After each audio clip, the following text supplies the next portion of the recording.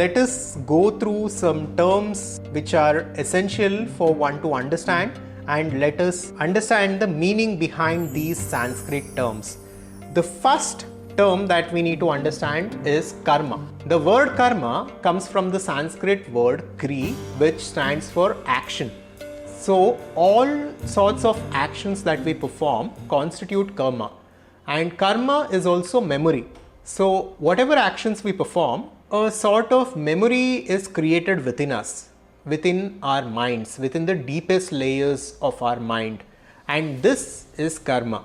So every kind of action that we perform at the physical level, at the emotional level, at the energy level, all of them is accumulating and are creating certain impressions within our subtle bodies, within our minds, and this is karma. For the purposes of this video, this is the simple definition that you can take. And based on the ancient scriptures of Hinduism, we as this mind or the subtle body go through various cycles of life and death. So we are basically born in different bodies at different points in time, and we within ourselves and within the deepest layers of our mind will carry the memory of all those experiences and all those actions. So this is the understanding that we need to have when it comes to karma. The next term that we need to look at is Vasana. Vasana are basically subtle tendencies. So each of us are a certain type of an individual. We all have some very deep-seated tendencies or desires or inclinations. So at a very subtle level, we are a certain type of a person and we have certain inclinations. These inclinations or tendencies are the vasanas. And the next term that we need to look at are the vrittis. Vrittis are the thoughts that happen at the surface level of the mind. These are vrittis. And then we need to look at samskaras. Samskaras are the cause for our personality. So the way we are, the personality that we have is based on different samskaras that we have. So samskaras are the behavioral traits. So we all behave in a certain way which is based on deep-seated belief systems that we have. All of this are samskaras that we hold within ourselves.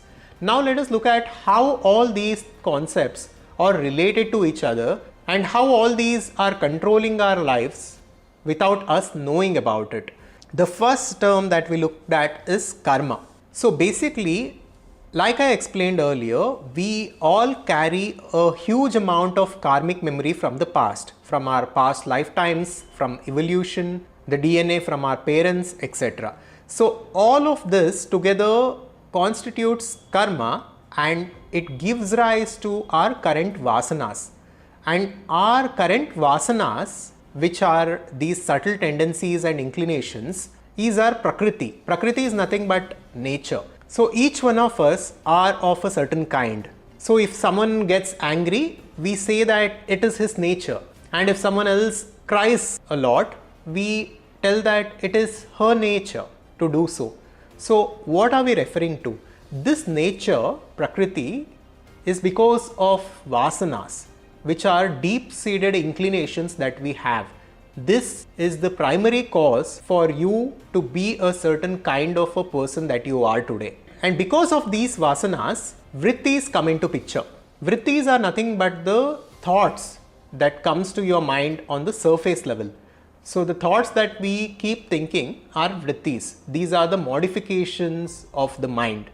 And this is because of the vasana that we have. So a person with a certain kind of vasana will have a certain kind of vritti. So an angry person will think angry thoughts. A kind person thinks kind thoughts. And these vrittis or thoughts, if we keep thinking them again and again, they form belief systems. A belief is nothing but a thought that you keep thinking over and over again. The repeated thoughts and the thoughts that we keep thinking will form a belief system, and they will become a samskara, and they are ingrained into our personality. And through this samskara, we do different actions, and these actions will create more karma for us, and it will go and deposit into the total karmic memory that we hold. So this is how the cycle works. First there is our vasanas, and our vasanas give rise to our personality. And our personalities are responsible for the personal reality that we experience. So all of us have a certain kind of a personality, and all of us experience a certain kind of a reality all around us. And our personalities are very much connected to the personal realities that we experience. So the way we are as a person is very much determining what kind of life we attract to ourselves. This is a very profound way of understanding the nature of reality. And by studying these concepts and by studying the ancient scriptures of Vedanta and Bhagavad Gita, we can understand the nature of reality in a very deep way compared to the modern Western law of attraction teachings. So this is how reality is actually structured. First, we have our vasanas, which give rise to a personality. And because of the personality, we keep thinking a certain thought, and that thoughts that we keep thinking will become strong samskaras or belief systems. And with these belief systems, we perform actions again, which will again constitute to karma, and this karma will again create different vasanas. So this is the reason why a negative person goes on becoming more and more negative, a positive person goes on becoming more and more positive, a rich person goes on becoming more and more rich, and a poor person goes on becoming more and more poor usually. Of course, any individual at any point in time can break the cycle by being conscious and by letting go of the old belief systems and by consciously integrating new belief systems and new samskaras into his life.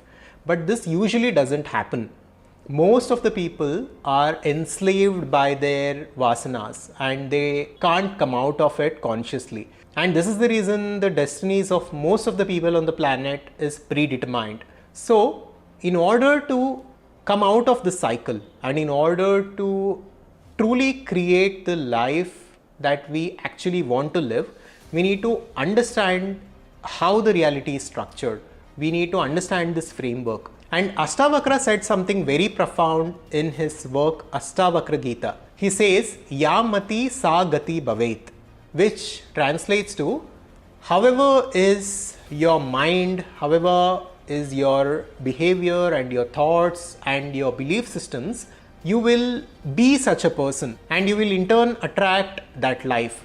So a positive person attracts a positive life and a negative person will attract negative life. If I say it like this, it seems obvious to us, but we do not truly understand it. We are unconsciously thinking thousands of thoughts and we are experiencing unconscious feelings throughout the day. And because of this, we are unconsciously attracting different circumstances and events in our lives. If we consciously begin to monitor our thoughts and feelings, and if we consciously imbibe new samskaras into our system, we can start creating a new positive personalities for ourselves. And through this, we can attract or create a positive reality for ourselves. So the first step to achieve this is to be aware, is to be conscious, is to just stop thinking unconsciously for a second and to just close our eyes and to just be aware of the thoughts and feelings that go through this mind every single moment, and just to stay there in stillness and just to witness those thoughts and feelings. And when we do so, they begin to lose their power and they begin to subside a little bit. And then we can, through meditation, through affirmations, introduce and induce positive thoughts and positive belief systems into our personality and start creating our lives consciously the way we want to. This is what we need to understand. And if you want to go deep into these concepts and if you want to understand how to consciously create the life that you actually want to live, you can join our community cum learning platform, the Adhvaitha Conscious Society. You can visit adhvaitha.com for more information on this.